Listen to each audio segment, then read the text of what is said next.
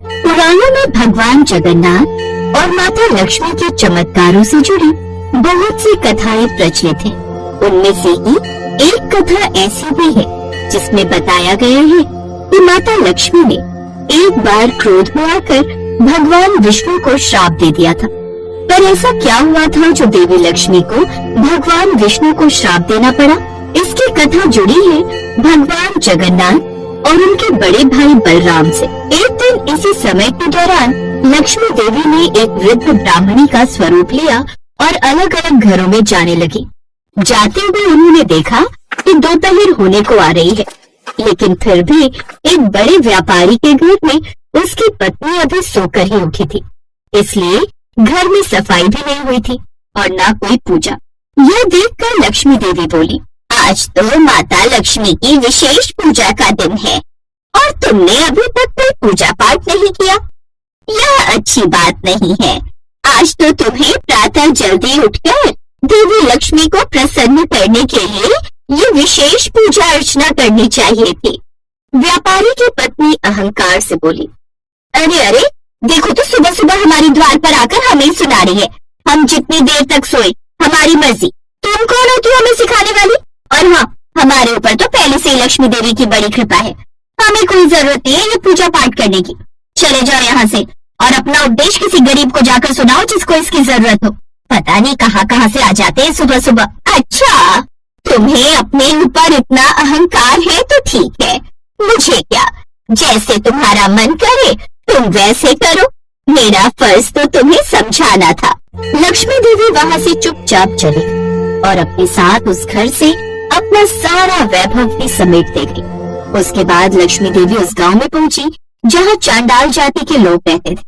वहां जाकर उन्होंने श्रेया चांडाल के घर में प्रवेश किया और देखा कि श्रेया चांडाल प्रातः काल जल्दी उठ गई। उसने संपूर्ण घर की सफाई की थी और लक्ष्मी देवी की पूजा की तैयारी कर रही। यह देखकर लक्ष्मी देवी अत्यंत प्रसन्न हुई और उन्होंने उस घर में अपने ऐश्वर्य की वृद्धि की।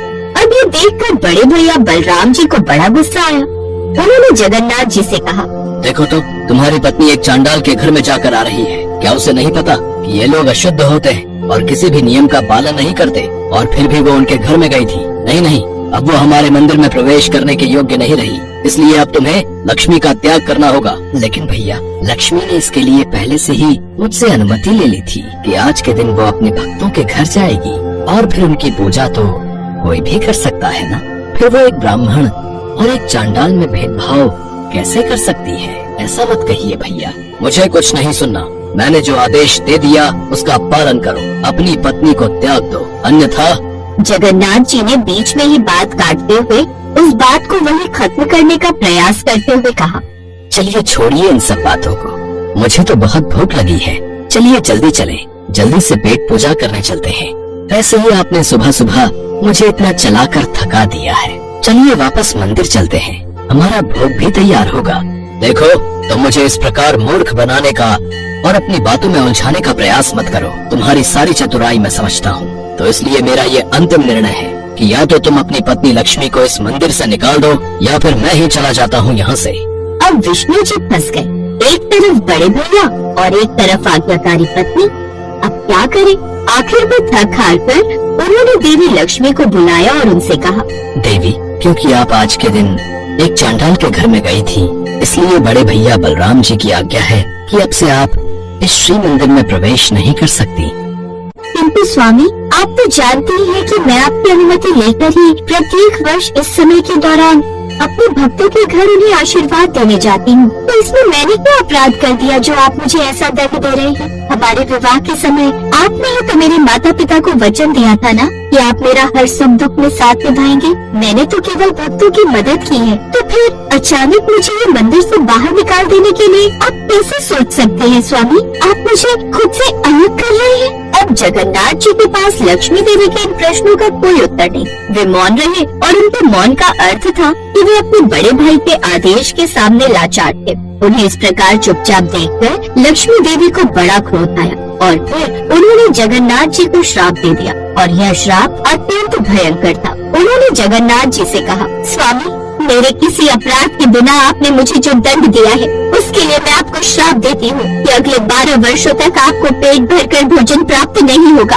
आपकी रागिनी कभी शांत नहीं होगी और अंत में आपको मेरे हाथों से बने हुए भोजन को स्वीकार करने के बाद ही संतुष्टि मिलेगी। माता लक्ष्मी के क्रोध में दिए गए श्राप के कारण भगवान जगन्नाथ और बलराम जी कई वर्षों तक भूखे रहे। 12 साल तक भटकने और हर दरवाजे पर जाने के बाद दोनों भाइयों ने देखा कि कुछ लोग एक दिशा से आ रहे थे। उनके चेहरे पर संतुष्टि थी। पूछताछ करने पर भाइयों को एक घर के बारे में पता चला जो भोजन दान कर रहा था और उन्होंने चांडाल समुदाय क्षेत्र की ओर इशारा किया। लगता है उस घर से कोई दान प्राप्ति हो रही है, हमें भी उस ओर चलना चाहिए। हो सकता है हमें कुछ खाने को मिल जाए।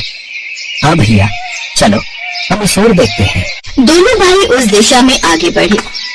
गृह स्वामी उन्हें भोजन कराने में प्रसन्न था, लेकिन चूंकि यह चांडालिनी का घर था, इसलिए बलराम चांडालिनी के हाथ का बना खाना नहीं खाना चाहते थे, बल्कि उन्होंने भोजन सामग्री और खाना पकाने की सुविधा की मांग की ताकि वे स्वयं खाना बनाकर खा सके। भगवान बलराम की मांग के अनुसार उनके लिए भोजन की तैयारी की गई। खाना बनाने की तैयारी पूरी होने के बाद बलराम नहाने चले गए और उन्होंने जगन्नाथ जी से खाना बनाने को कहा। इस बीच जगन्नाथ जी ने खाना बनाना शुरू कर दिया, लेकिन वे खाना बनाने के लिए लकड़ियां नहीं जला पा रहे थे। बलराम जी खुशी खुशी खाना बनाने के बारे में सोच रहे थे, लेकिन उन्होंने देखा कि जगन्नाथ जी ने कुछ भी नहीं बनाया है। तुमने तो अभी तक भोजन बनाने के लिए लकड़ियां भी नहीं जलाई हैं। मैं स्नान करके लौट भी आया। भैया, मैं बहुत देर से आग उत्पन्न करने की कोशिश कर रहा हूँ, किंतु लकड़ियों में आग लग ही नहीं रही। ये सब भूख से हो रहा है। भूख के कारण तुम्हारे हाथों की शक्ति क्षीण हो गई है। लाओ, लकड़ियां मैं जला लेता हूँ। बलराम जी ने लकड़ियां जलाने की कोशिश की, पर लकड़ियां उनसे भी नहीं जल रही थी और कुछ देर बाद कमरे में धुआं भर गया। वे कमरे से बाहर निकल आए। भैया, लगता है लकड़ियां गीली थी, तभी धुआं पकड़ गया। हमें भिक्षा में पका हुआ भोजन ही ले लेना चाहिए। कम से कम हमारी भूख तो शांत होगी, नहीं तो ये भोजन भी हाथ से चला जाएगा। हाँ, अब तो हमारे पास और कोई रास्ता भी नहीं है। ठीक है, हम उस घर से पका हुआ भोजन लेते हैं। तब भगवान जगन्नाथ और भगवान बलराम ने घर के मालिक से पका हुआ भोजन मांगा। घर के मालिक ने सहमति जताई और नौकरों से उन्हें भोजन परोसने को कहा। जब उन्होंने खाना शुरू किया तो उन्हें यह बहुत स्वादिष्ट लगा। वास्तव में उन्हें भोजन वैसा ही लगा जैसा माता लक्ष्मी मंदिर में पकाती थी। भगवान जगन्नाथ और बलराम को एहसास हुआ कि यह लक्ष्मी जी ही हैं जो इस घर के भीतर निवास करती हैं। हमें लक्ष्मी से क्षमा मांगनी चाहिए। हमने लक्ष्मी के साथ बहुत गलत किया। आप ठीक कह रहे हो भैया, हम लक्ष्मी से क्षमा मांगेंगे। बलराम जी और जगन्नाथ जी को भोजन उसी घर से प्राप्त हुआ जिस घर को उन्होंने दूषित कहा था। आज उसी घर में उनकी 12 वर्षों की भूख मिटी थी। बलराम जी और जगन्नाथ जी दोनों को अपनी भूल का एहसास हुआ। वे लक्ष्मी जी के पास गए और उनसे क्षमा मांगी तथा उन्हें मंदिर ले आए। वास्तव में यह सब लीला जगन्नाथ जी, बलराम जी और लक्ष्मी जी के द्वारा रची गई थी। इस पूरी घटना के द्वारा वे तीनों मानव जाति को यह संदेश देना चाहते थे कि भगवान के लिए कोई भी जाति ऊंची नीची नहीं होती। उनके लिए सभी भक्त एक समान हैं। भगवान जगन्नाथ जी के मंदिर में दर्शन के लिए कोई भी भक्त जा सकता है। उनके मंदिर के पट सदैव अपने सभी भक्तों के लिए खुले रहते हैं।